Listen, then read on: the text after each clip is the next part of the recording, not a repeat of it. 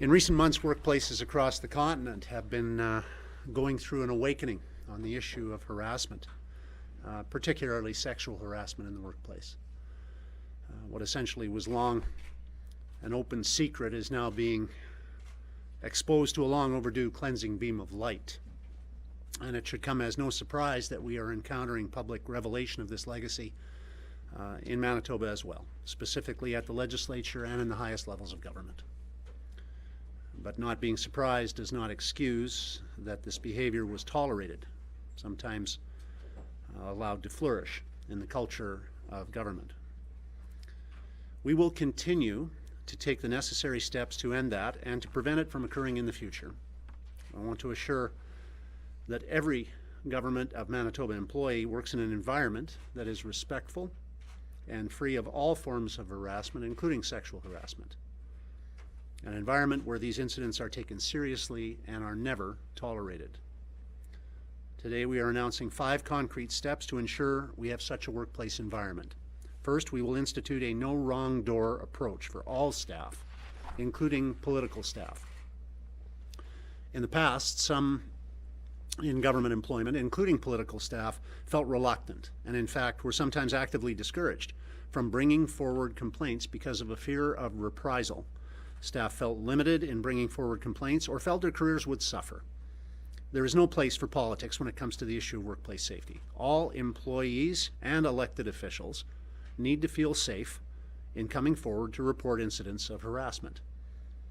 I'm now advising all government employees, including in Crown corporations, municipalities, universities, schools, and the health system, that they also have the opportunity to raise concerns through other avenues. Staff can access any avenue to raise these issues. All government staff, including political staff, can now raise issues to the Clerk of the Executive Council or to the Civil Service Commission as independent avenues from the political arena. There need be no fear of reprisal for coming forward with a complaint, and the policies for political versus governmental staff will be consistent. Secondly, to ensure employees are heard, we are launching Manitoba-wide employee consultations to be led by the Manitoba Status of Women Secretariat and the Civil Service Commission. They will consult with public service and political staff to gain insight into employees' experiences and to hear about the impacts of policies, practices, and other tools that address workplace harassment. This is part of our ongoing commitment to diversity, inclusion, and respect in the workplace. Sexual harassment and sexual assault are a key aspect of this initiative. To correct the course going forward, we need to hear and learn from the experiences of the past. I can say that Rochelle has some comments now, and I've probably stolen your time, but I'll let you proceed. Thank you very much, Mr. Premier. And just to echo what our Premier said, this is an issue that we take very seriously, and it is part of our ongoing commitment to diversity, inclusion, and respect in the workplace. Again, sexual harassment and sexual assault are a key aspect of this initiative. To correct the course going forward, we need to hear and to learn from the past experiences. I can say that since joining this government, this is an issue that matters very much to the Premier. When we have been faced with complaints about the safety of this workplace, they have been dealt with expediently and with the safety and the privacy of the person uppermost in consideration.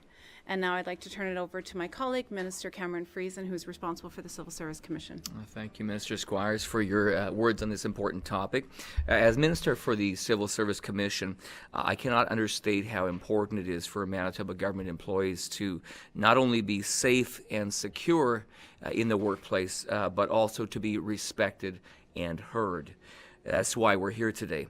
I'm therefore pleased to announce our third and fourth steps in promoting a safe and respectful working environment.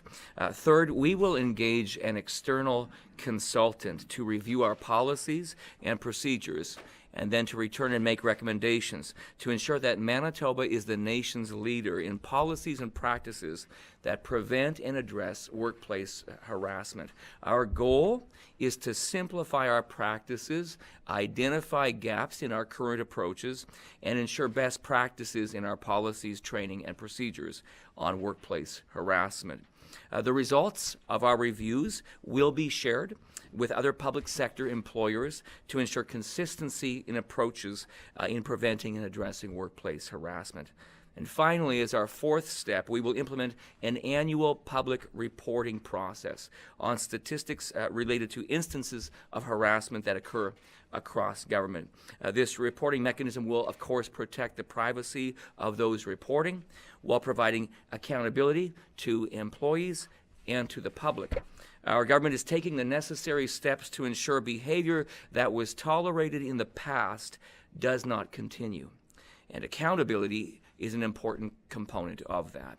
On this note, I will turn the floor over to Fred Meier, Clerk of the Executive Council, to provide some further comments. Thank you, Minister Friesen. As the head of the Manitoba Public Service, I can assure you there is no place for sexual harassment or any type of harassment in the public service. It will not be tolerated. Every public servant deserves a culture that is diverse, inclusive, and respectful. One where all public servants can bring their whole selves to work in a safe and professional environment.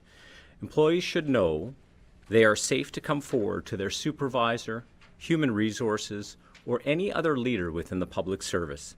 There will be no negative impacts on their career, and they will not be subject to reprisal. Within the last few weeks, we have enhanced our respectful workplace education for managers and public servants to support them with enhanced tools. Respectful workplace training is now mandatory for all public servants. I am pleased that over 13,000 have taken respectful workplace training to date.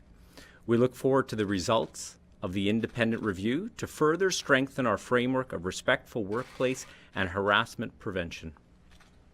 We all have a role in creating the culture we want, one that is diverse, inclusive, and respectful. That includes addressing situations where inappropriate behavior has occurred. It also includes ensuring that employees are provided the support they need when they are impacted by harassment. I recognize that the topic of sexual harassment may be difficult for some employees. Through the Employee and Family Assistance Program, we offer discreet and confidential counseling to public servants. To build a culture where employees can bring their whole selves to work, we all need to play a role in creating a respectful workplace inside of the Manitoba Public Service. Thank you. Thanks very much, Fred. And thank you, Rochelle and Cameron, for your comments as well. In conclusion, we are committed to making respectful workplace training mandatory for Cabinet, caucus, and political staff. And this proactive approach to education on sexual harassment will help to ensure that the government of Manitoba becomes a safer place to work. In recent weeks, several courageous women have come forward to speak about harassment in the workplace, and they have prompted others to do the same. And their decisions have made it very, very clear to me and my colleagues that we must do our utmost to change the culture that has led to their complaints in the first place. There was a culture that fostered this kind of behavior, and it was a culture that was unhealthy. It was a culture of concealment, not a culture I would want my children or yours working in, a culture that we have taken steps to end. I want every employee to know they have a right to a respectful workplace, and there will be no reprisals if they assert their rights. I want every mother in our province to know that their child, when employed by our government, will be safe, will be respected, and will be heard. Our public service and our political staff are the engines that drive government, and we need the best and the brightest working here. We will offer an environment that makes them want to work here. Today we're taking concrete steps to enshrine that environment